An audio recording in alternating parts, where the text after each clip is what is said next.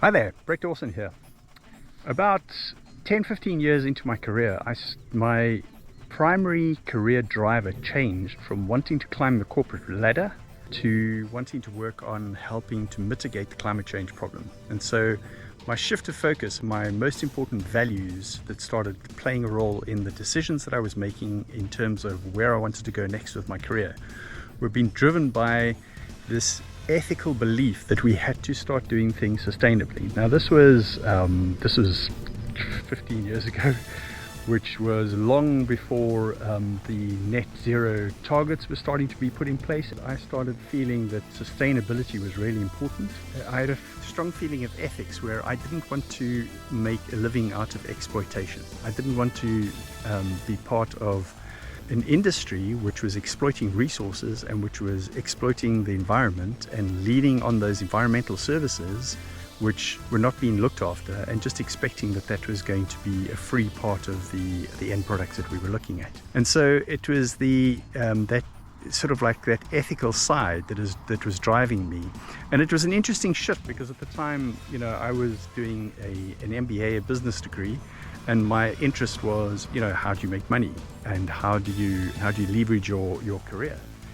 But the overriding principle that I felt at that particular point in time was just this deep feeling of the ethics involved in what you do and how you earn a living, and how important it is to be more sustainable in everything that we do. What I did at that point in time was I started looking at how I could shift my career focus and find ways to shift out of the oil and gas industry and to start working on renewable energy as a mitigation strategy.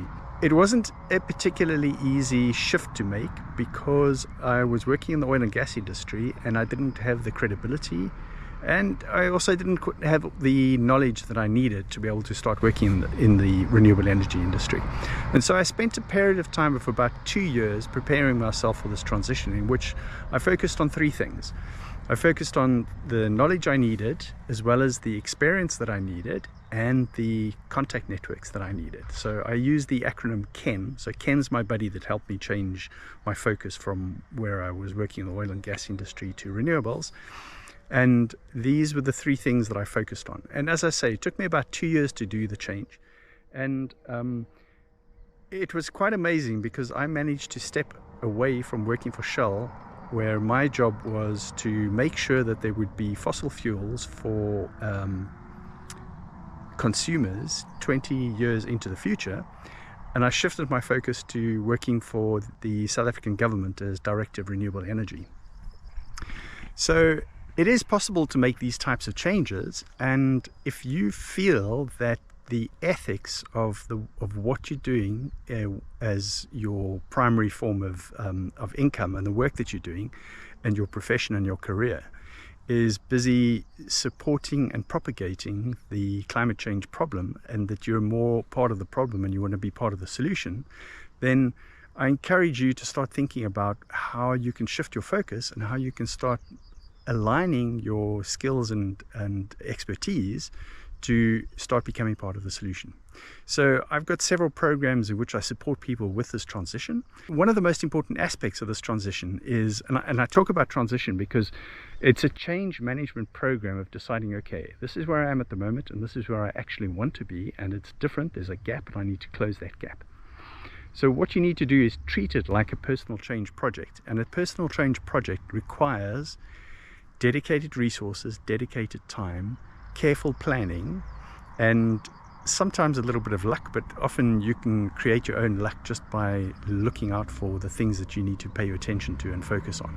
The most difficult part that I find in going through any type of change project is that in-between phase, that transition phase, when you're between what you used to do and what you're going to do in the future.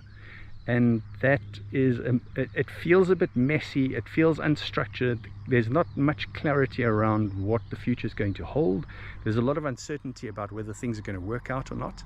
As part of this change process, that messy transition phase in the middle where things don't quite make sense, one of the most important things to make sure that you can actually get through that change process and that change project that you're working on is to ensure that you get the support that you need through the transition.